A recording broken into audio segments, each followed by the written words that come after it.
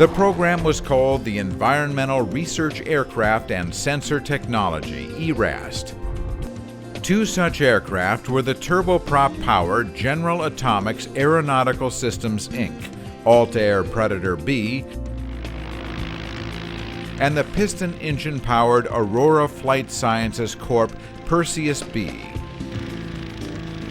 Both of these ERAST aircraft were remotely piloted and designed to fly as high as 60,000 feet and on missions lasting up to 24 hours or more. Less conventional ERAST UAVs included the many solar-powered flying wings built by AeroVironment Inc. Pathfinder Plus and Helios prototypes were just two of these aircraft and were used for such missions as observing crops, monitoring shoreline, testing communications, and providing new sea detect and avoidance technologies which allows UAVs to steer clear of other aircraft. Go ahead, NASA 2.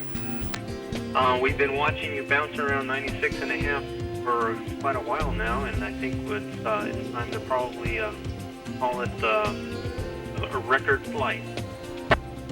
Congratulations, I think it's time to turn around. The Helios prototype achieved an ERAST goal by reaching an altitude of 96,863 feet in August 2001.